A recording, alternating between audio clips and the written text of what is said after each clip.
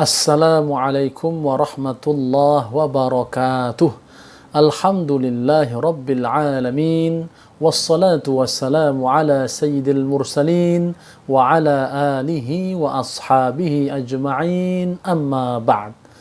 Saudara-saudariku yang mulia, kedudukan bidadari yang tinggi, ketika sifat-sifat yang mulia dan akhlak yang tinggi telah terrealisasi di dalam diri wanita, maka kedudukan orang yang mencapai sifat-sifat tersebut juga menjadi tinggi dan sangat luhur. Tak salah jika kita meletakkan sifat-sifat ini sebagai sifat yang mulia dan luhur. Hal ini tak akan terrealisasi kecuali jika wanita tersebut menahan diri untuk tidak keluar dari rumah dan hanya melakukannya ketika keadaan memang sangat memaksa.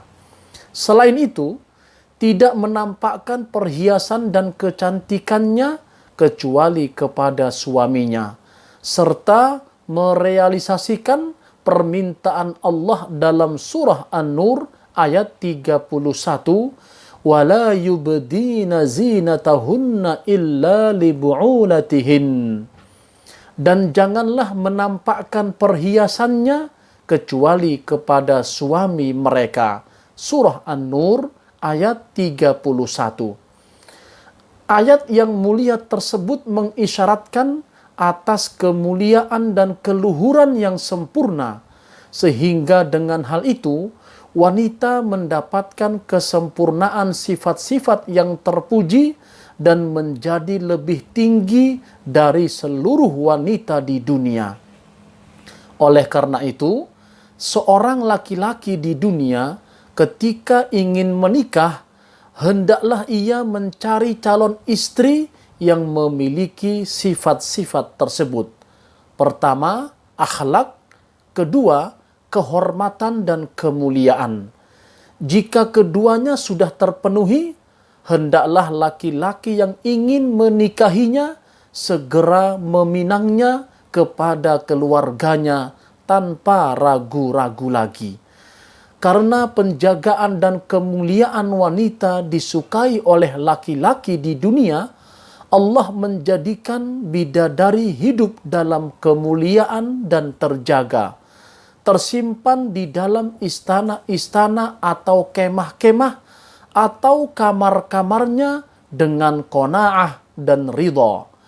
Kemuliaan serta kedudukan yang paling tinggi dan luhur bagi wanita ialah jika sifat malunya tidak dinodai oleh makhluk, tak didekati manusia, serta tak seorang pun menjamah tubuhnya, baik menyetubuhi atau melihatnya, kecuali jika ia dinikahi, sehingga bagi suaminya ia menjadi syahwat, pandangan, dan cinta. Allah Subhanahu wa ta'ala mengetahui kedudukan tinggi bagi wanita terletak pada penjagaan kehormatan tubuh dan rasa malunya. Allah Subhanahu wa ta'ala berfirman kepada bidadari, jadilah engkau dalam sifat-sifat ini, maka jadilah ia. Allah Subhanahu wa ta'ala berfirman, hurun maksuratun fil khiyam, fabi ayyi ala'i rabbikuma tukadziban, lam yatmithhunna insun qablahum wala jan. Bidadari-bidadari yang jelita, putih bersih, dipingit dalam rumah, maka nikmat Rabb kamu yang manakah yang kamu dustakan? Mereka tidak pernah disentuh oleh manusia sebelum mereka, penghuni-penghuni surga yang menjadi suami mereka, dan tidak pula oleh jin. Surah Ar-Rahman ayat 72 hingga 74. Ini adalah janji Allah, dan siapakah yang lebih benar janjinya selain Allah? Dia telah menjadikan mereka dalam sifat-sifat terpuji dan dicintai oleh laki-laki. Hal itu karena bidadari diciptakan Allah di surga sebelum menciptakan manusia di bumi. Maka bidadari telah ada sejak dulu dan dengan ilmu Allah. Dia telah menciptakannya sejak menciptakan surga, sementara surga diciptakan Allah sebelum menciptakan kehidupan di bumi, atau bahkan sebelum menciptakan semua alam dan langit. Hal ini agar keraguan tak ada pada diri orang mukmin bahwa bidadari tersebut mungkin ciptaan lain tak seperti kita dan sebelum kita.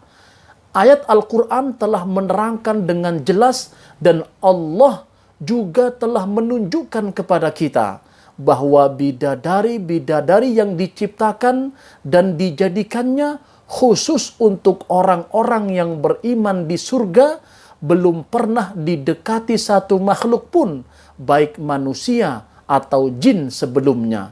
Di samping itu, tak ada yang menggaulinya kecuali suami-suaminya nanti.